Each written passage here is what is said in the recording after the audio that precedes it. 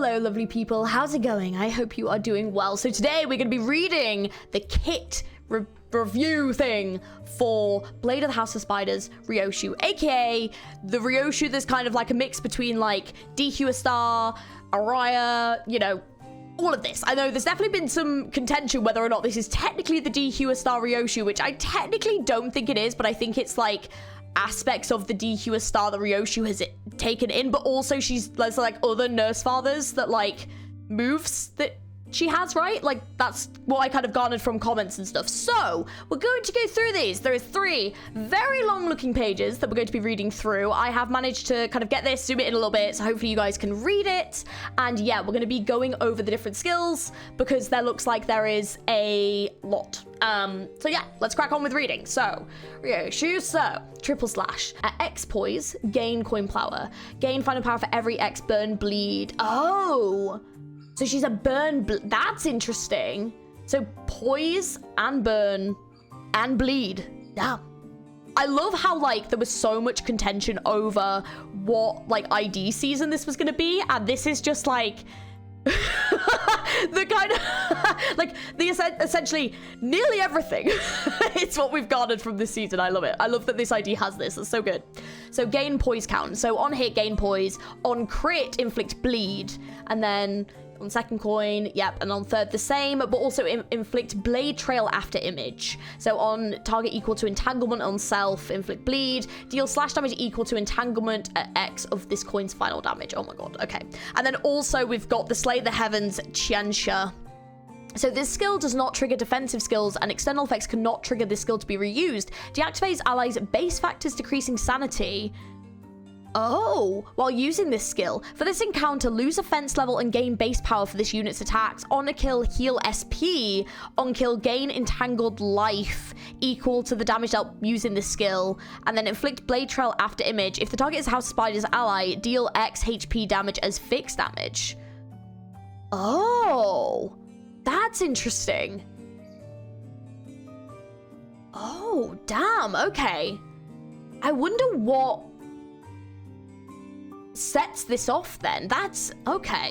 And then for skill, because it seems like every skill has like a second one that could be at. Oh, interesting. Okay, so we've got triple slash echo shear. So X poise gain coin power. So final power for every X burn bleed on target, and then gain poise count. This is just all in use. And then gain poise, inflict bleed, inflict burn, bleed, burn, bleed. So deal slash damage equal to the entanglement of X of this coin's final damage. I'm going to be really interested to read the other pages for this. And then inevitable termination. She looks so sick here. This skill does not trigger defense skills, and external effects cannot trigger this skill to be reused. Right. So gain poise count. If this skill was triggered by skill 3, apply this skill's attack weight equal to the number of enemies that have phantom trace and prioritize said enemies. And then phantom trace on target expires. Yeah, because what? Oh, I wonder if Phantom Trace... Oh, there's even a third one? Oh my god, okay. I wonder if Phantom Trace is after a certain amount of the blade trail after image is on, but we'll have a read because it should tell you on the other page, like, what is activated by that. Okay. Oh. Yeah, if skill was triggered by skill 3, apply this skill's attack weight equals the number of enemies that have Phantom Trace prioritized said enemies, and then Phantom Trace on target expires. So this is I'm guessing this is going to be a multiple target attack. Right. Deal more damage on critical hit, inflict blade trail after image equal to the entanglement on self, activate burn on target loses burn count, inflict slash fragility. Wow. And then for skill 3. So skill 3 is a bit mental. There's a lot to skill 3. So render space. So gain final power for every X poison on self. Gain base power for every X burn bleed on the main target. Deal more damage for every entanglement on self. Gain poise. Gain attack weight for every X entanglement on self. Deal more damage for every excess attack weight beyond the actual amount of targets. So at the attack end, randomly inflict entanglement on self plus X. Right, so I'm guessing entanglement is definitely going to be the kind of boon to this. Like, there's going to be some form of negative aspect to this ID. There must be, right? Because of the, like, implications of this ID essentially losing, like, memory and stuff from what we can garner from the lore of this character. So that's fascinating. Okay, and I'm presuming, like, the more negative on yourself, the more it's going to buff you. And then you become sort of stronger. Because yeah, you inflict blade trail equal to the entanglement on self. So the more you're entangled, the more blade trail you'll inflict, is my guess anyway. But I'm presuming then, I'm wondering how this ID is going to do in like a long battle. Because yeah, but then also there's aspects of losing offensive level, which only seems like it's for that encounter. But I like the way that the actual lore for this ID is kind of being put into the movesets. That's really interesting. But I also wonder over time, I do wonder if it'll start to like get rid of the writing, you know, how like it did before, the more you sort of use Arashiki. That's, yeah, I'm curious. Maybe, I don't know. But that'd be so clever if it did, oh my god. So yeah, so deal more damage on critical hit, so inflict bleed, inflict burn. So on crit, activate burn on target, target loses burn count, activate bleed on target, target loses bleed count, deal slash damage equal to the entanglement of X of this coin's final damage. And then for skill 3-2, so Ren space Echo Shear. So this skill uses string severance on self. Base power, use coin 1 an additional time. The final coin gains entanglement on self, coin power. Deal more damage for every excess attack weight beyond the percentages of actual targets. A lot of these seem like they attack multiple targets, by the way. Like, yeah. So attack end, raise entanglements max min stack caps and reset. Oh. Entanglement on self to minimum stack and then consume D Hewer Star's blade. Ooh, okay. I'm really excited to read the next page. There's some really interesting stuff. So on hit, gain poise count. On hit, inflict burn, inflict bleed. So deal more damage on critical hits. So on hit, consume all blade trail after image on target and deal slash damage equal to this, consumed by this, of the coin's final damage. Deal slash damage equal to entanglement of this coin's final damage. Activate burn on target, target loses burn, and activate bleed on target, and target loses bleed. And then for Ren space string connection, this skill does not trigger target's defensive skill. So gain poise, gain shin. That's so sick. D Hewer Star. Oh my god, that's so sick. Dude. And then remove this unit's first stagger threshold. Oh, that's cool. And it's unclashable. However, what I've actually noticed, no red coins. No red coins, no purple coins. People were theorizing we'd also get purple coins. No purple coins either. So attack end, remove this, threshold, inflict burn, inflict bleed, activate burn on target, target loses burn count. Oh, okay, I'm excited because it seems like with this one, it's definitely not as powerful as these. And obviously these I think are going to do a lot more damage, but the shin, I'm presuming, will give you a buff. And then for the defense, so it's dodge. Phantom step. So, combat start. Targets one of the House of Spiders ally with the lattermost deployment order. Oh! Wait. Oh! Oh! Attack, like, as in to attack. Oh! Targets the one of the House of Spiders ally with the lattermost deployment order at, like, X string severance, target one additional ally. The skill end of all the skills equipped by this target of turn, or if the target is staggered, or if this target does not have any skills remains to be used, you slay the heavens Chensha against target as an unopposed attack. And apparently it prioritizes the Pinky Apprentice Sinclair last. Oh, okay, that's fascinating with the apprentice. That would make sense. Oh, so the Slay the Heavens is this one up here. So then it will use this. Right, I see. Yeah, for this account to lose offensive level, gain base power for the attacks. Right, and then on kill, heal SP and gain the entangled life. And then if the target is House of Spiders ally, deal X HP damage as fixed damage. Right, okay, so you can use this to attack an ally, but it's only a specific amount of damage. Right, I see. I wonder how powerful that is. That's so interesting. Ooh, but it makes sense though. I like the fact that, like, it's, I guess, a negative against your own allies. That's really fascinating. Okay, let's read the next one. This is really interesting. Okay, so the blade trail after image, so takes more damage from slash skills for every X stack. And then entanglement is skill and passive effects can increase min-max stack of this effect. The phantom trace is take more damage from the blade of the House of Spiders Ryoshu's base attack skills. The string severance is gain stack for every the House of Spiders nurse father ally death. Oh, I see. So you want to kill the other House of Spiders allies because that's going to buff this Ryoshu. Gain unique effects based on the House of Spider ally death and then take less damage for every stack. Okay, we're gonna go back in a minute. So the DQ Star Blade as well. So total sum of the blade, tail, after image stacks inflicted by this unit can gain up to X stacks per turn. And then the Shin for the third effect, gain min-max speed. So upon using the base skill, gain poise potency and poise count. This unit's base attack skills deal more damage on critical hit and then take less damage from unopposed attacks and unbreakable coins. Right, I want to go back and look at the string severance again. So let's go back and have a look at that one. So the string severance, the string severance is useful for skill 3 too, it looks like. So this skill loses the string severance on self. Base power, use 1 additional coin 1 time, and you gain entanglement on self. I see. And also you consume the DQ Star Blade. Right, I see. And then for the Phantom Step, if you have string severance, you also target additional allies. So it seems that what you want to do is you want to be targeting, so using your defensive skills to target allies to get these buffs, the string severances, so then you can use moves that benefit from the string severances more, is what I'm kind of gathering. And then obviously you want to put a shitload of blade trail after image onto your enemies as well. But it seems that basically attacking your allies is going to benefit, and killing them benefits even more. But only if you have House of Spiders allies. But you can target... See, it looks like if it's not House of Spiders allies, it won't target your allies. So it's only if you have a House of Spiders ally with you, but that seems to benefit. So it seems like it's a good thing. But that's interesting. I wonder then if this is going to be... I suppose, like, you would kind of use her... Essentially, you kind of have your other House of Spiders allies, and then essentially you'd want to kind of use her to kill them all, buff herself a lot, and then when she's kind of solo, then she can kind of kill, it would seem. Like, yeah.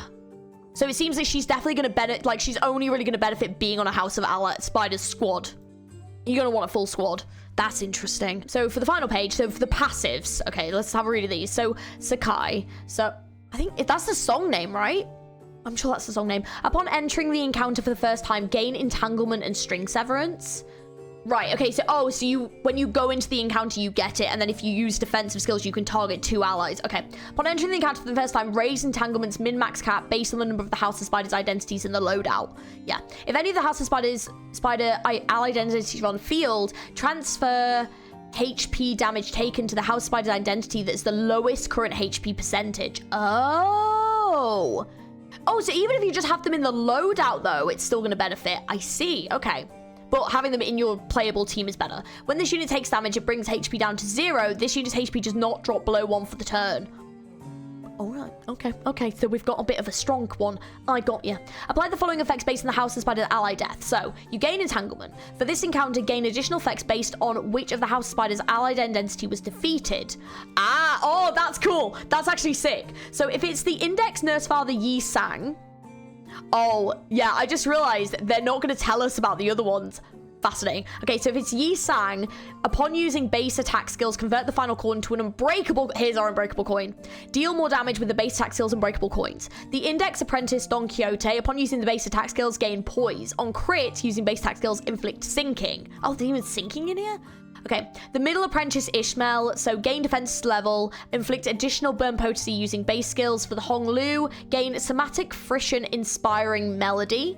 For the Ring Apprentice Faust, gain shield equal to the X HP every turn start. And for the Sinclair, gain poise count and crit damage up every turn start. I wonder if this is going to be changed once we have the other IDs. If there are no IDs left to substitute or return, Blade of the House of Spiders Ryoshu gains skill slots based on the number of the House of Spiders allies that are defeated.